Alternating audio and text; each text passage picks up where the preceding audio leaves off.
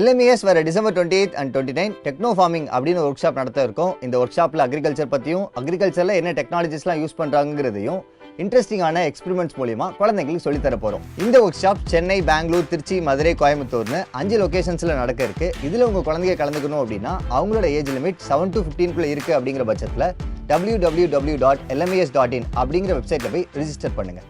ஒரு அழகிய கோடை காலத்தில் சென்னை என்ற பாலைவனத்தில் கரண்ட் கம்பியில் உட்கார்ந்திருக்கும் கருப்பு நிற காக்கை திடீரென்று எடுத்த தாகத்தால் திணறி போனது. தாகத்தில் ஏங்கிக் கொண்டிருக்கும் இந்த காக்கை தண்ணீருக்காக உற்று நோக்கும் போது தூரத்தில் கொக்காஃபினா பாட்டிலில் கொஞ்சோண்டு தண்ணி இருந்துச்சு.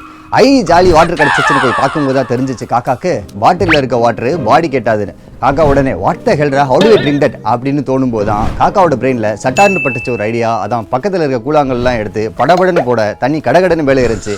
காக்காவும் சந்தோஷமா ஜாலியாக குடிச்சிச்சு. இந்த காக்கா பண்ண வேலையை தான் இந்த கருப்பு செட்டை போட்டோன்னு பண்ண போகிறேன். ஆனால் கல்லுக்கு பதிலாக சுகரை போட போகிறேன். என்னடா இது, கல்லை போட்டால் தண்ணியில் ஏறிச்சு, சுகரை போட்டால் ஏறல. கருப்பு காக்கைக்கு ஒரு நீதி, கருப்பு சட்டை போட்டவனுக்கு நீதியா? அது ஏன் இப்படி நடந்துச்சு அப்படிங்கிறத இந்த வீடியோவில் பார்க்க போகிறேன்.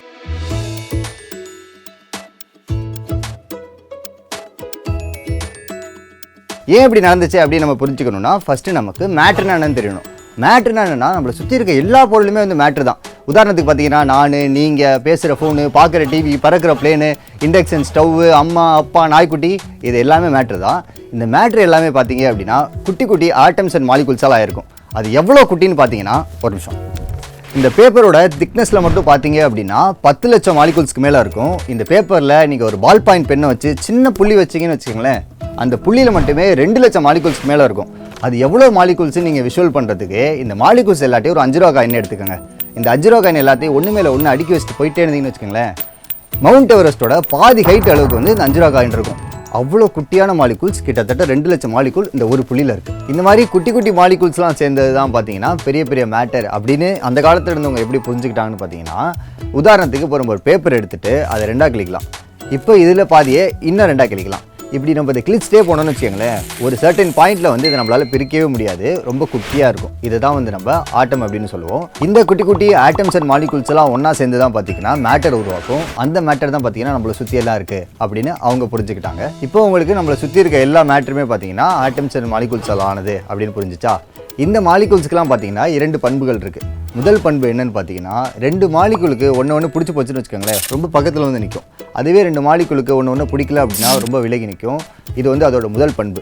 இரண்டாவது பண்பு என்னன்னு பார்த்தீங்கன்னா, எவ்வளோ பக்கத்தில் நின்னாலும் சரி இல்லை எவ்வளோ விலகி நின்னாலும் சரி, இடையில வந்து 2 மாலிகுலுக்கு நடுவில் கேப் இருந்துக்கிட்டே இருக்கும். இப்படி 2 மாலிகுல்ஸுக்கு நடுவில் இருக்க கேப்பை பொறுத்து தான் நம்மளை சுற்றி இருக்க மேட்ரு வந்து சாலிடாக இருக்குமா, லிக்விடாக இருக்குமா, கேஸாக இருக்குமா அப்படின்னு டிஃபைன் ஆகும். எப்படின்னு பார்த்தீங்கன்னா, 2 மாலிகுலுக்கு நடுவில் இருக்க கேப் வந்து ரொம்ப கம்மியாக இருந்துச்சுன்னா அது வந்து சாலிடாக இருக்கும். அதுவே கொஞ்சம் கம்மியாக இருந்துச்சுன்னா அது வந்து லிக்விடாக இருக்கும். அதுவே இந்த கேப் ரொம்ப அதிகமாக இருந்துச்சுன்னா அது கேஸாக இருக்கும். உதாரணத்துக்கு இப்போ நம்ம ஒரு ஐஸ் எடுத்துக்கலாம். ஐஸில் பார்த்தீங்க அப்படின்னா 2 மாலிகுலுக்கு நடுவில் இருக்க கேப் வந்து ரொம்ப கம்மியாக இருக்கும். இதனால தான் அது சாலிட் ஸ்டேட்டாக இருக்கும். அதே வாட்டரை பார்த்தோம் அப்படின்னா 2 மாலிகுலுக்கு நடுவில் இருக்க கேப் வந்து கொஞ்சம் கம்மியாக இருக்கும். இதனால அது லிக்விட் ஸ்டேட்லையும். இந்த மாலிகுலுக்கு நடுவில் இருக்க கேப் வந்து இதுவே அதிகமாகிடுச்சு அப்படின்னா அது கேஸாக மாதிரி வாட்டர் வேப்பராக மாறிடும். இப்போ உங்களுக்கு இந்த மாலிகுலுக்கு நடுவில் இருக்க கேப்பை பொறுத்து தான் இந்த மேட்ருங்கிறது சாலிடாவோ, லிக்விடாவோ இல்லை கேஸாவோ இருக்கும் அப்படிங்கிறது புரிஞ்சிச்சா? இந்த மேட்ருக்கு மாஸ் அண்ட் வால்யூம்னு 2 இன்ட்ரெஸ்டிங்கான ப்ராப்பர்ட்டி கூட இருக்குது. அதை பற்றியும் இந்த சுகரை தண்ணியில் போடும்போது ஏன் தண்ணி லெவல் இன்க்ரீஸ் ஆகலை அப்படிங்கிற கேள்விக்கும் பதிலை வந்து அடுத்த வீடியோவில் பார்க்கலாம்.